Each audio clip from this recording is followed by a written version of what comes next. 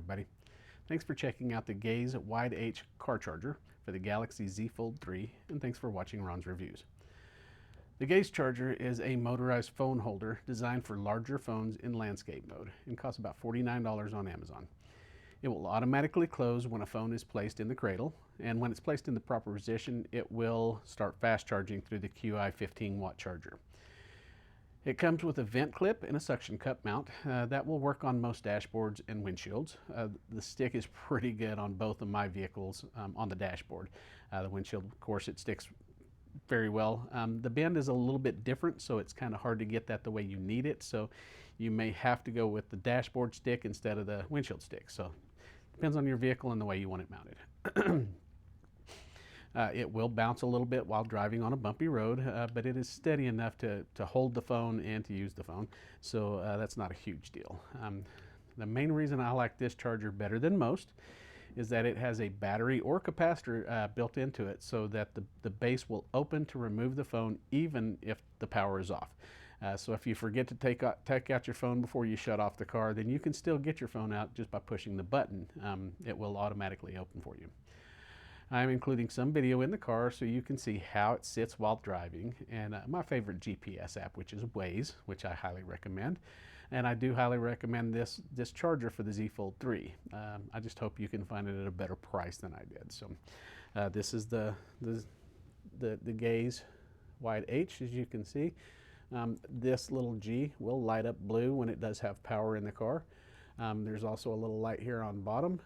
And then there is the button, and then right there is the USB-C charging port. You can see that. Again, there's not much to it. You can see this is how it does have the socket with the screw-on piece that mounts to either the windshield mount, the suction cup mount, or the vent clip. So as you can see, I can. Here's the button. I will just touch that real quick, and you can see. Even without it being plugged in, it does open and close. It does sound like it's getting a little bit weaker. I don't know. There's another. That's 3, 4.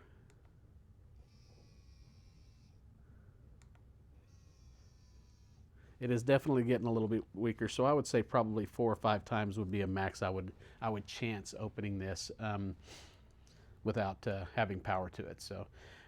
That little capacitor or the little bitty battery or whatever in it isn't real strong. So, but it does work, and it makes it so that you can, even if you forget and turn your car off, you can still take it out. So anyways, that is the gist of this. I will include some video in on this of driving in the car with it, so you can see that. And thanks again for watching. See you later. Bye. This is pretty much my how-to. I did it, or how I did it, whatever you want to call it, for the Gaze Wide H phone charger for your car. And this is specifically, not specifically, but this one is what I use for my Galaxy Z Fold 3. It'll also work for the Z Fold and the Z Fold 2, I believe, and maybe even the 4 when it comes out next year, or this year, whenever it's supposed to come out. So I originally had some issues with mounting it on the windshield. It did fall off, but it was the temperature was kind of cold, so kind of expected that to happen. I ended up buying this, and I'll put a picture of it on this video. It's just a 90-degree plug for the USB-C, and they're pretty cheap. I got 3 of them for I think $7 or something like that.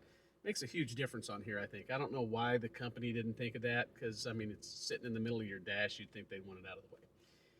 Anyway, so some of the issues that people have discussed about this is, one, you have to put your phone in there with the buttons down, so you can't do the fingerprint or anything like that. So I'm going to put this in there, and I'm going to have it closed so you can see exactly what it is that I do.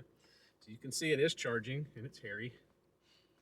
So again, one of the issues was that you can't use your fingerprint, and you have to put in your PIN code. Well, it's sitting upside down or sideways, so you have to look at it cockeyed while you're driving to do that. Well, first off, you're not supposed to do that while you're driving. That is illegal in the state of Texas. You cannot use your phone unless it's hands-free. So aside from that, we're going to go with this, and you can set it to 2-tap and swipe. As long as you are at a certain location, which I have my house set up, and I have my car and my truck set up. So if it's connected to my car or connected to my truck or in this location, I've got it on smart lock, so all I have to do is swipe to unlock. You don't have to use a fingerprint, and you don't have to use a PIN code. I would say it works about 80% of the time. Sometimes it doesn't. But when it doesn't work, what the phone will do now is it will flip to this orientation for your PIN number. So you don't have to look at it sideways. It will be just like normal. If you have just a 4-digit PIN code, 5-digit PIN code, whatever, then you are set. So we're going to move on, and I will go ahead and open the phone up. I'm going to show you how I like to use this thing. I think it's an amazing app, and it is my way. So now I have a 7-inch GPS. Now I'm going to take you for a little drive and show you exactly how the thing sits while you're driving. I'm going to go to the bumpiest road around here too, by the way. Speed limit is 50, and I can barely go 40 half the time because it feels like I'm on a roller coaster. But you can see how well this phone holder holds up to even the worst roads here.